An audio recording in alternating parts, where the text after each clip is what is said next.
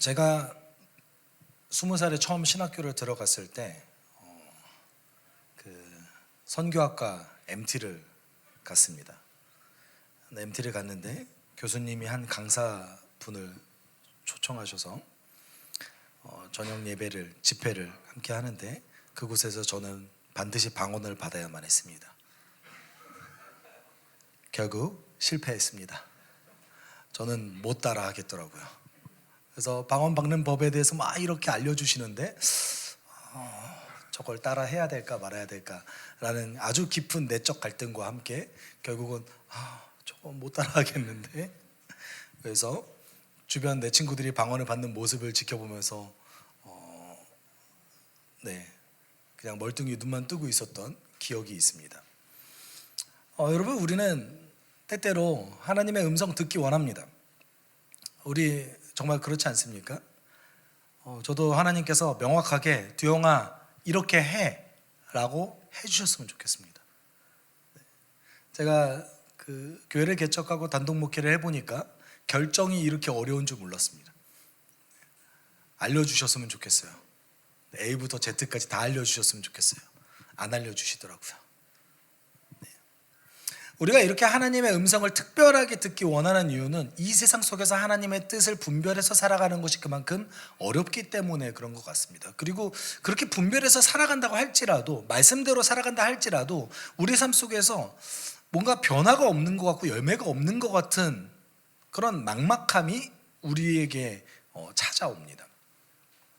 또한 우리는 이런 생각을 하기도 하죠. 하나님께서 명확하게 어떤 길을 알려주시면 반드시 열매가 있을 것이다 라고 생각합니다. 여러분 다 그렇게 생각하시죠? 솔직히 말하죠. 우리는 열매를 가지고 하나님의 뜻을 분별합니까? 아니면은 먼저 분별한 다음에 살아갑니까? 대부분은 일어난 일 갖다가 그때 하나님이 이렇게 하셨구나 라고 생각을 합니다. 그렇죠? 여러분의 인생에서 가장 큰 좌절과 실패를 하나님이 하셨다라고 생각하십니까? 아마 이러실 거예요. 그건 하나님 하셨다가 아니라 그때 하나님을 경험했다. 우리는 힘들 때 찾잖아요. 그렇죠? 내가 고난 중에 하나님을 경험했다라고 생각하지 그 과정 자체가 하나님의 뜻이었다라고 생각할 때는 많지 않습니다. 근데 오늘 본문은 그 질문에 답을 하고 있습니다. 하나님은 명확하게 얘기하셨고 그 명확한 음성에 바울은 순종했습니다. 그런데 표면적으로는 그래 보이지만 그 과정이 결코 쉽지 않은 것을 오늘 본문은 드러내고 있습니다.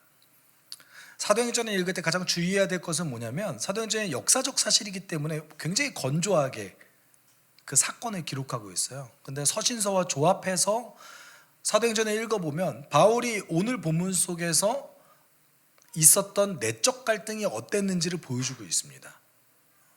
바울의 굉장히 깊은 내적 갈등이 있었어요. 그리고 그 과정을 통해서 오늘 본문 속 우리가 하는 질문들, 하나님이 명확하게 음성을 주시면 반드시 열매를 주실까? 그것에 대한 대답도 좀 나올 수 있을 것 같습니다. 여러분, 바울은 첫 번째 전도 여행을 마치고 그리고 안디옥에서 잠시 머문 다음에 두 번째 전도 여행을 떠났습니다.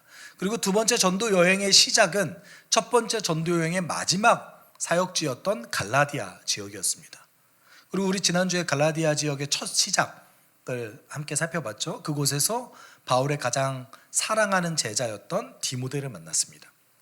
물론 그 이전에 만났지만 디모데와 함께 하기로 그때 결정했습니다. 그리고 디모데가 뭘 받았죠? 할례를 받았습니다.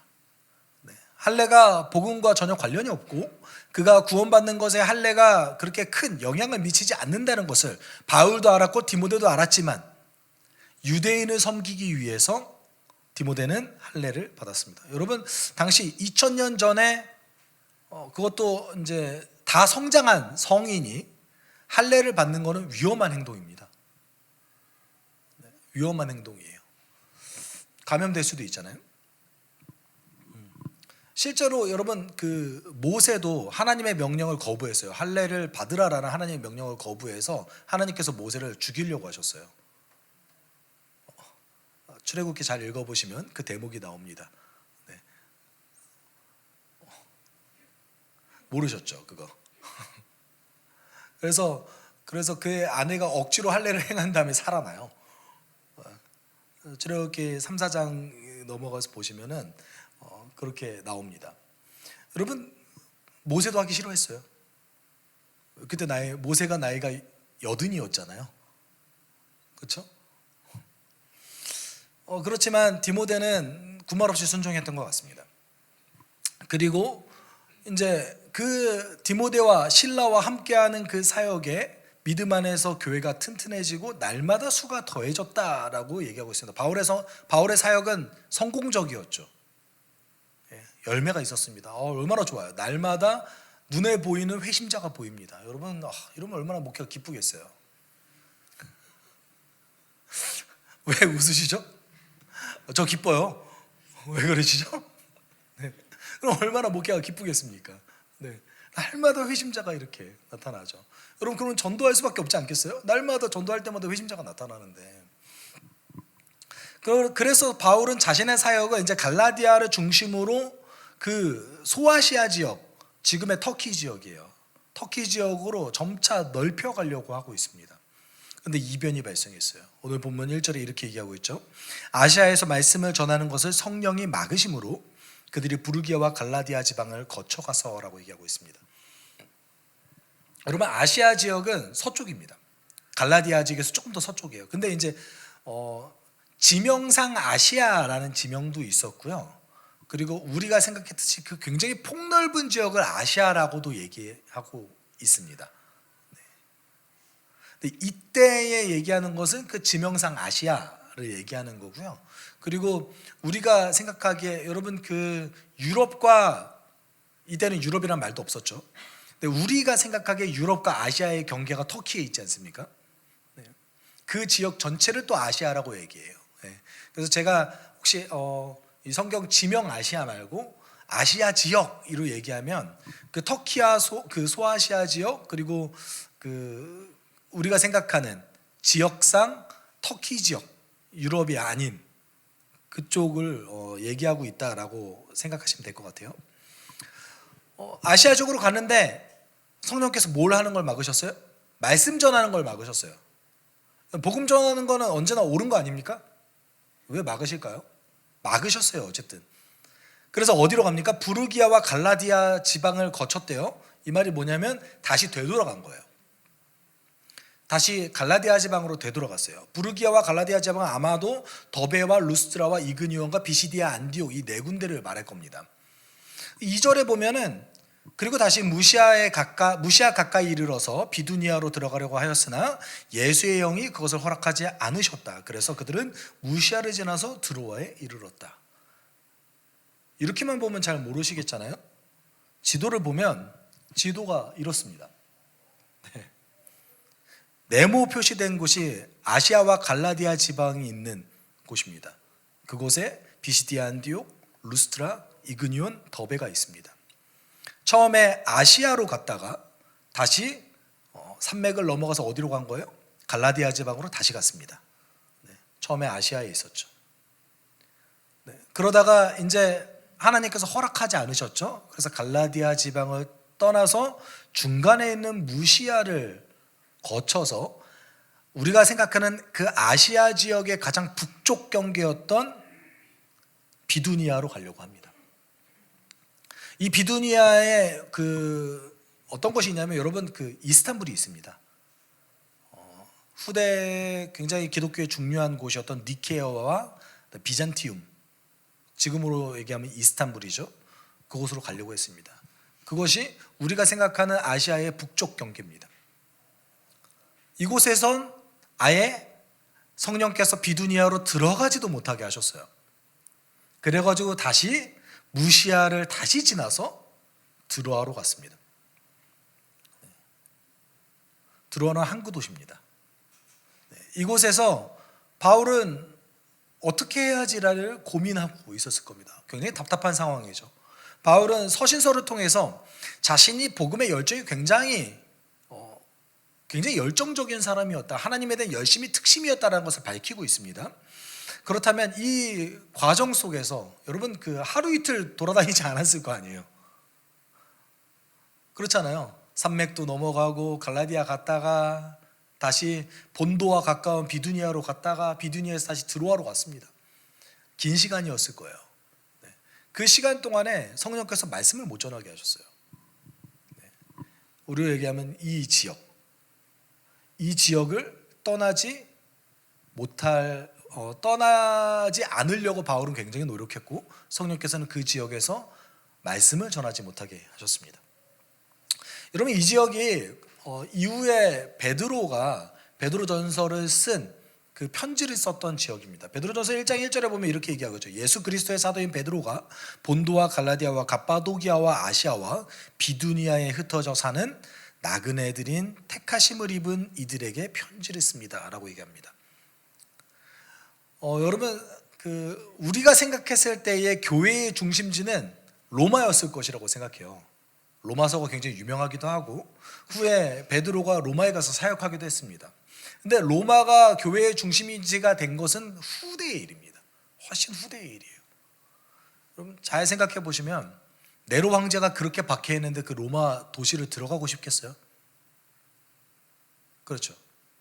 굉장히 후대에 그 지역이 교회의 중심지가 됐지, 원래 교회의 중심지는 바울이 돌아다니려고 했던 이 지역이었습니다. 그래서 요한계시록에 사도 요한이 7교회에 편지를 쓰죠. 이 지역에 있어요, 다. 네. 바울은 근데 왜 이 지역을 떠나지 않으려고 할까요? 바울의 선교 전략 때문에 그렇습니다. 여러분, 바울의 선교 전략은 무엇입니까? 유대인의 회당에서 복음을 전하는 거였어요. 네. 그러니까 유대인이 가지고 있었던 그 배경 속에서 복음을 전하는 것이 바울의 초기 선교 전략이었습니다. 근데 저는 저도 선교학과 출신이고 바울의 선교 전략을 굉장히 사전적으로 바울은 회당에서 복음을 전했습니다. 대도시 회당에서 복음을 전했습니다. 이건 초기 전략입니다, 여러분. 뒤에는 바울이 회당이 없는 곳에도 많이 다니고 유대 커뮤니티가 없는 곳도 많이 다닙니다. 근데 적어도 오늘 본문까지는 바울이 회당이 있는 이 도시들, 이 아시아 지역을 절대 떠나지 않고 싶어 하는 것을 우리는 발견하게 됩니다. 왜냐하면 그곳이 바울의 선교 전략에 굉장히 안성맞춤인 곳이었거든요. 어느 도시를 가나 회당이 있었습니다. 어느 도시를 가나 유대인들이 있었습니다. 어느 도시를 가나 구약 성경을 알고 메시아를 기다리고 있는 사람들이 있었습니다. 그리고 그들에게 영향을 받은 이방인들이 있었습니다. 그래서 바울은 그들에게 복음을 전하고 싶어 했죠.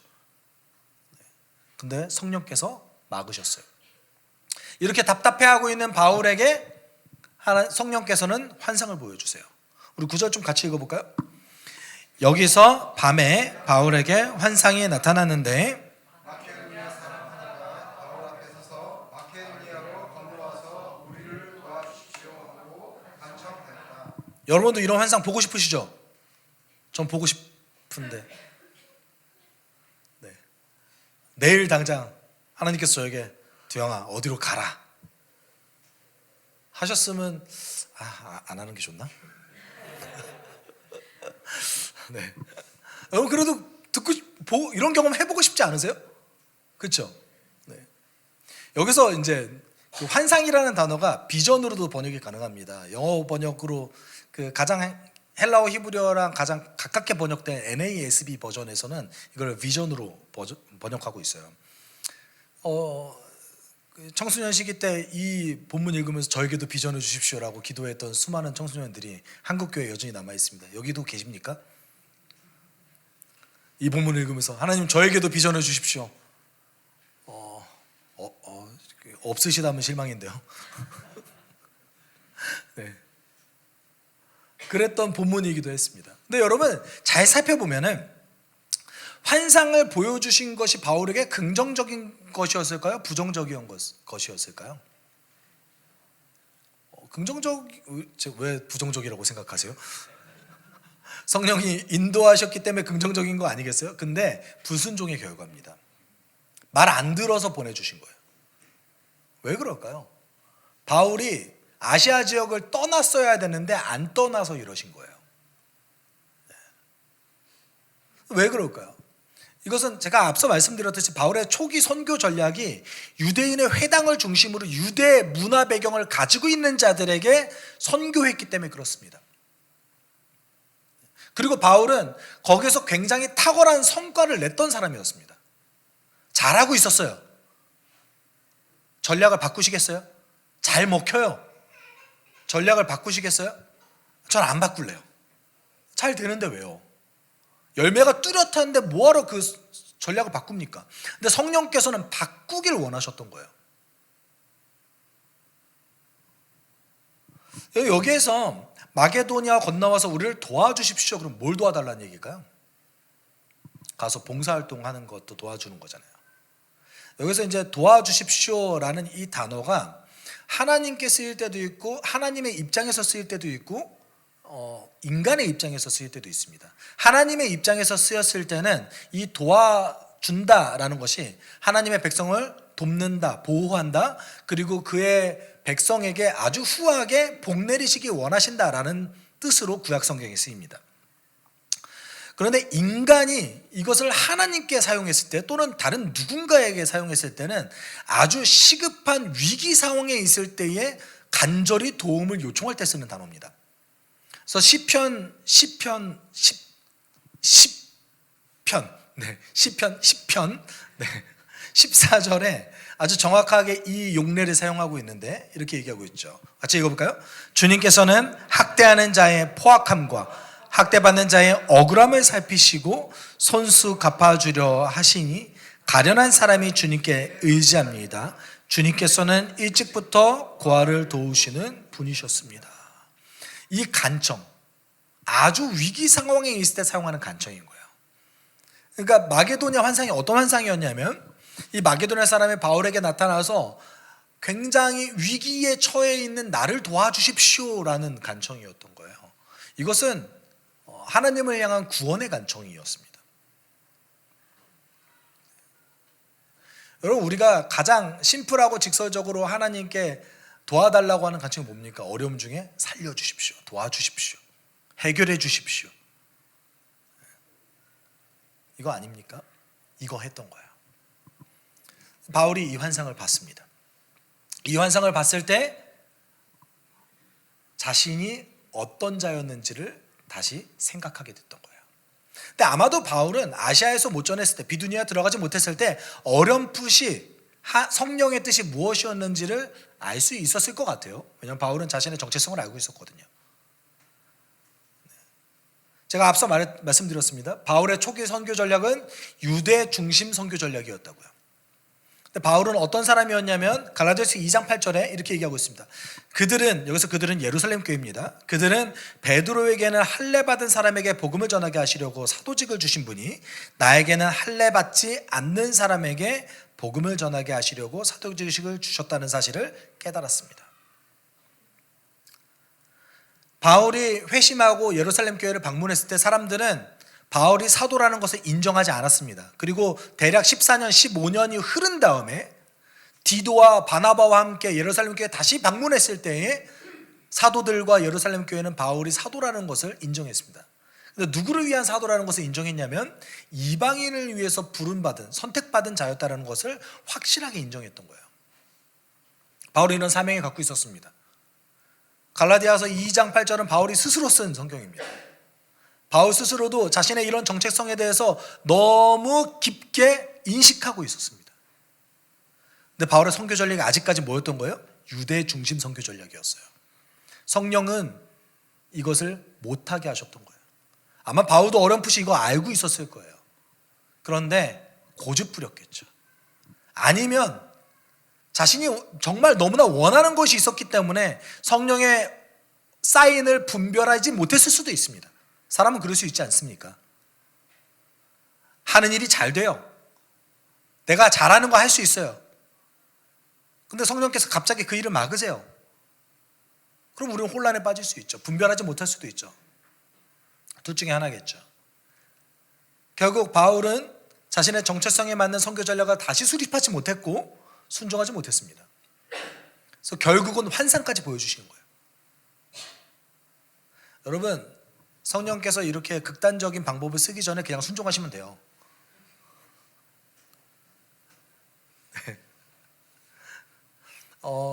그냥 이거는 뭐 항상 그렇다라는 것이 아니라 저의 그냥 그동안의 사역의 어떤 데이터베이스를 통해서 나오는 어떤 경험에 의한 건데, 대체적으로 체험을 많이 하시는 분들이 말을 잘 안 들어요.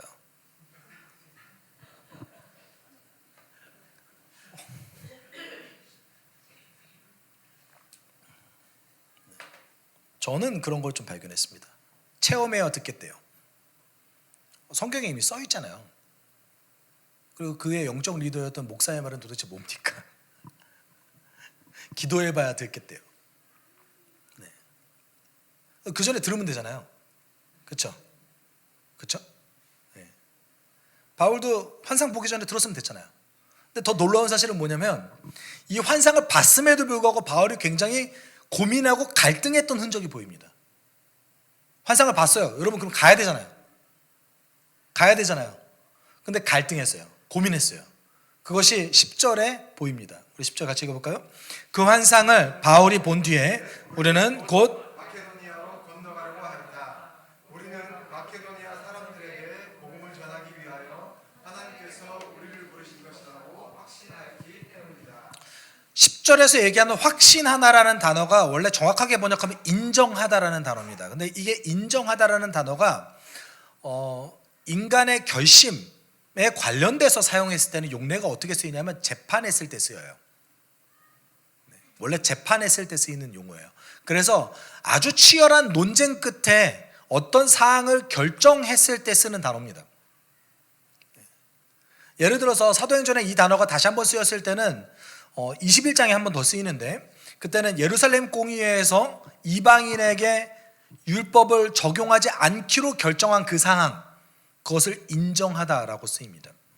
여러분 예루살렘에서 교회 지도자들이 모였을 때 그 율법의 적용을 굉장히 아주 치열하게 논쟁했죠. 정말 치열하게 논쟁했다라고 성경에 그대로 적혀 있습니다. 그럼 여기서 이 단어를 유추해 봤을 때 바울은 아마도 이 환상을 봤음에도 불구하고 마케도니아로 가는 것을 꺼려했는 것으로 보입니다. 그런 정황들이 성경 곳곳에 등장합니다. 여러분, 이 정도로 확실하게 알려주셨으면 가야 되는 거 아니에요? 의심 없이 확신 가지고 가야 되는 거 아니에요? 상황이 다를 수 있죠. 어느 날 갑자기 여러분에게 하나님께서 환상을 통해서 이렇게 북한 사람이 나와가지고 나 좀 도와줘 이러면 어떻게 하실래요? 아니면 여기 굉장히 성과를 잘 내고 있는 여러분, 여기서 굉장히 열매를 거두고 성과를 내고 있는데 갑자기 저기 저 오지로, 야 저 부족을 내가 복음 전해야겠어, 갈래? 어떠세요? 아멘이 바로 이렇게 확 나오세요? 잘 안 나오시죠? 그렇죠? 제가 정말 저는 많이 경험했습니다. 제가 그 젊을 때 선교사로 헌신했던 분들, 그 올레이션스 집회 같은 데 보면은 마지막에 선교사로 헌신할 분들 나오십시오. 저 잘 안 일어났거든요. 옆에서 사방팔방에서 막 일어나서 앞으로 나가는 거예요. 네. 그 중에 교회 안 다니신 분들 많아요 요새. 그때 나름의 사인이 있었을 거 아니에요. 그렇죠? 바울은 이 환상을 봤음에도 불구하고 순종하기 어려워합니다. 제가 볼 때는 그 이유가 두 가지가 있었던 것 같은데, 첫 번째는 일단 지금 현재 사역의 성과가 너무 좋아요. 사도행전 16장 5절, 바로 오늘 본문 전 구절에서 이렇게 얘기하고 있죠. 교회들은 그 믿음이 점점 튼튼해지고 그 수가 나날이 늘어갔다 라고 얘기합니다. 사실 믿음 안에서 교회가 튼튼해졌다입니다. 믿음이 튼튼해졌다가 아니라, 정확하게 번역하면, 제가 지난주도 설교 때 그랬잖아요. 믿음이 튼튼해진다는 건 도대체 무슨 말입니까? 네, 잘못된 번역입니다. 어쨌든 사역 성과가 굉장히 좋습니다. 그러면 여러분 다른 곳에 이렇게 굳이 사역지를 옮길 생각을 하실까요? 저는 안 할 것 같아요. 네. 저 이렇게 개척 초기에 고생했는데 갑자기 하나님께서 저에게, 두영아 부산에 가서 개척 한번 더 해야겠는데 여러분 어떠세요? 부산이요? 아니면 두영아, 복음화율이 대구가 제일 안 좋다더라, 가라. 저여야만 할까요? 저는 그랬을 것 같습니다. 그래도 결국은 갔겠죠. 사인이 확실한데 어떡해요? 두 번째 아주 중요한 이유가 하나 더 있었는데, 그것은 바울이 유대인을 향한 마음이 굉장히 깊었기 때문에 그래요. 어떻게 해서든지 자신의 동족인 유대인을 구원시키고자 하는 바울의 마음이 있었습니다. 로마서 9장 2절 3절 1절에서 3절까지 이것을 너무나 잘 보여주고 있습니다. 나는 그리스도 안에서 참말을 하고 거짓말을 하지 않습니다. 내 양심이 성령을 힘입어서 이것을 증언하여 줍니다. 나에게 큰 슬픔이 있고 내 마음에는 끊임없는 고통이 있습니다. 나는 육신으로 내 동족인 내 결례를 위하는 일이면 내가 저주를 받아서 그리스도에게 끊어질지라도 달게 받겠습니다. 진심이었어요. 심지어 성령을 걸고 이 진심을 말한다고 얘기하고 있어요. 굳이 왜 이렇게까지, 이렇게 안 하면은 거짓말인 줄 알까 봐 자신의 모든 것을 희생하더라도 혹시 자기가 저주를 받아서 그리스도에게서 끊어진다 할지라도 자신의 동족이 하나님께 나아오기를 간절히 바랬던 사람이 바울이었습니다. 그래서 어디를 떠나기 싫었던 거예요? 이 아시아 지역을 떠나기 싫었던 거예요.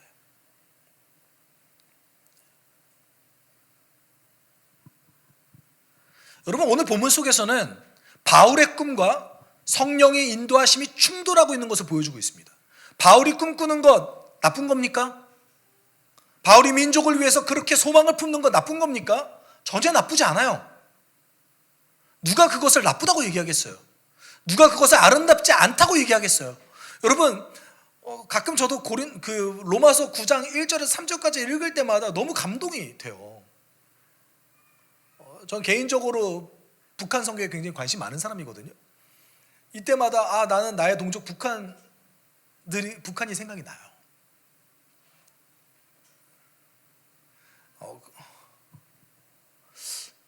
그런데 어떤 일이 벌어지고 있어요? 하나님의 꿈과 바울의 꿈이 충돌하고 있어요. 바울은 결국 하나님의 꿈을 향해서 나아갑니다. 쉽지 않은 결정이었죠. 10절은 그것을 보여주고 있습니다. 여러분, 그렇다면 하나님이 이렇게 확실하게 보여주셨으면 가면 잘 돼야 되는 거 아닙니까? 그렇잖아요. 이렇게 확실하게 보여주셨으면 가면 성과가 좋아야 되는 거 아닙니까? 적어도 지금 사역하는 것보다 더 나아야 되는 거 아닙니까? 그렇지 않아요.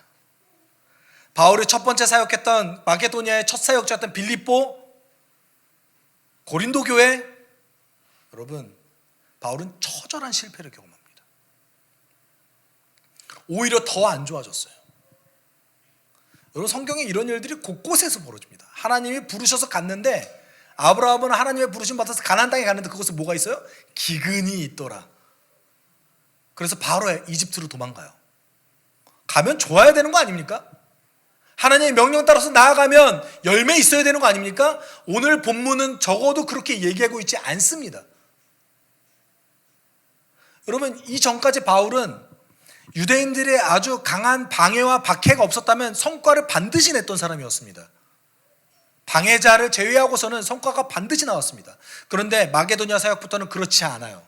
교회에 반대가 발생하고, 특히 고린도 교회 같은 경우는 바울이 세운 교회임에도 불구하고 바울을 인정하지 않으려고 하고 바울과 굉장히 깊은 갈등에 있다는 것을 고린도 전후서를 통해서 보여줍니다. 빌립보 지역은 들어가자마자 감옥에 갇힙니다. 그래서 교회를 세우자마자, 복음을 전하자마자 바로 쫓겨날 수밖에 없는 상황이 벌어집니다.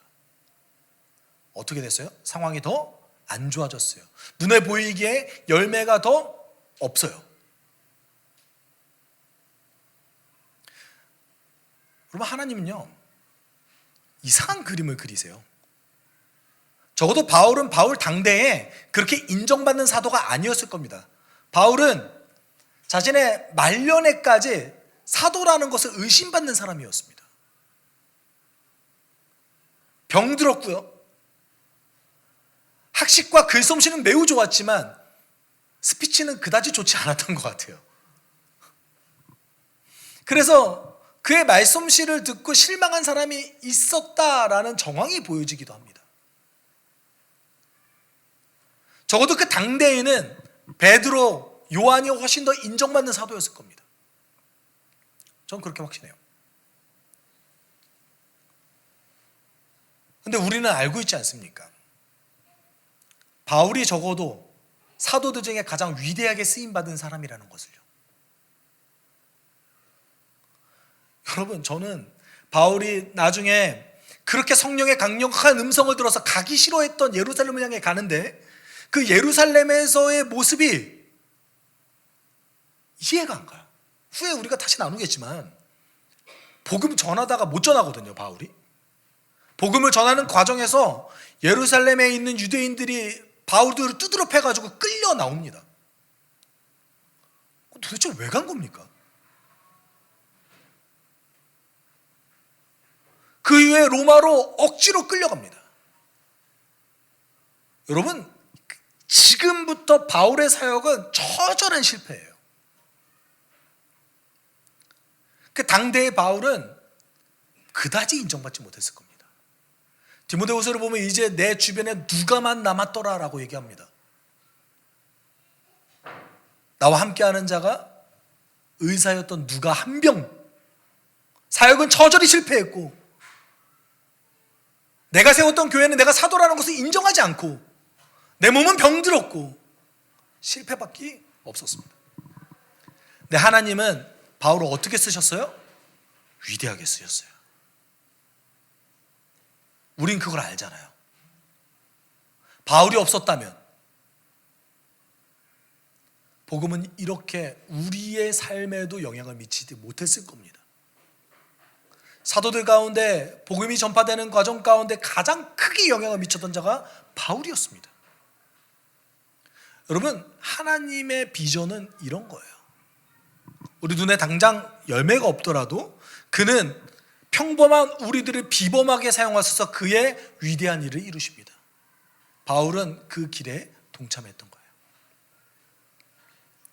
근데 10절에 보면 그럼에도 불구하고 바울에게 위로될 것이 하나 있었는데 여러분 10절에 우리라는 말에 주목할 필요가 있습니다. 여러분, 나레이터가 처음으로 우리라는 단어를 썼어요. 그러니까 바울이 얘기하는 말이 아닌 이 말씀을 기록한 나레이터가 처음으로 우리라는 단어를 썼는데 거의 대부분의 성경학자들이 이 우리라는 단어가 누가가 여기부터 합류했을 것이라고 추측합니다. 네. 적어도 여러분, 가장 어려운 길을 이제 선택해서 자신의 꿈을 꺾고 성령을 따라서 마게도냐로 가야 했던 그 바울에게 하나님께서는 누가라는 동역자를 여기서 붙여주시는 것이죠. 이것이 저는 우연이라고 생각되지 않습니다. 이 누가가 바울이 죽을 때까지 끝까지 함께 했던 그 의사 아닙니까? 여러분, 하나님의 일은 우리 당장 눈에 보일 때는 실패로 보일 때가 많습니다. 복음을 전하는 것, 사람을 섬기는 것 당장 눈에 보이지 않습니다. 여러분, 솔직히 내가 오늘 당장 말씀 읽고 기도하는 것도 내 삶에 영향을 미치는 것 같지 않아요. 그렇지 않습니까? 여러분, 오늘 내가 말씀 읽지 않고 오늘 내가 기도하지 않아도 내 삶에 그렇게 크게 영향을 미치지 않는 것 같습니다. 주의 일은 이런 것 같습니다. 열매가 당장 눈에 보이지 않습니다. 실패하는 것 같습니다. 그런데 주의 일은 반드시 드러납니다. 성실하게 작은 곳에 순종하는 자들에게 드러납니다. 사랑하는 여러분, 저는 이 시대 가운데 우리에게 필요한 것은 건강한 공동체를 세우는 거라고 생각해요. 굉장히 안타까운 소식들이 많이 들리지 않습니까? 이때 이 시대 속에서 성경에 기록된 교회를 세워나가는 것은 불가능해 보여요. 그러지 않습니까? 저는 그거 안 돼 라는 말이 제 마음을 굉장히 칠 때가 많습니다. 제가 예전에 가르쳤던 지금 교회를 다니지 않는 친구들을 만나러 갈 때 내가 오늘도 왜 이 친구를 만나러 가고 있지? 라는 회의감에 빠져서 갈 때가 많습니다. 근데 여러분, 주의 일이 그런 거 아닙니까? 어쩌면 주의 일은 지금 당장 눈에 보일 때에 실패가 보장된 길일지도 모르겠습니다. 근데 하나님께서는 그 실패하는 길을 쓰십니다. 바울에 그랬던 것처럼요. 그 과정에 우리가 순종하기 힘들고 인정하기 어려운 일도 많죠. 왜냐하면 오늘 성과 거두고 싶잖아요. 우리 지금 이 순간 함께 기도했으면 좋겠어요. 하나님, 아주 평범하고 그다지 할 수 있는 일이 많지 않은 우리를 부르셔서 당신은 회복하시는 비범한 일을 하시는 걸 우리는 믿습니다. 당장 우리 눈에 보이는 열매가 없다 할지라도, 당장 우리 눈에 현실이 그렇게 크게 달라지지 않는다 할지라도 주님, 작은 일에 순종할 수 있게 우리를 인도해 주십시오. 내가 오늘 할 수 있는 순종을 할 수 있게 주님 도와주십시오. 내 마음이 내키지 않는다 할지라도 누군가를 섬길 수 있는 힘과 용기를 주시고, 불가능해 보인다고 판단하지 않고 믿음 안에서 가능하다 여길 수 있는 우리 될 수 있게 주님 도와주십시오. 우리 함께 이렇게 기도하도록 하겠습니다. 사랑 많으신 하나님 아버지, 감사합니다.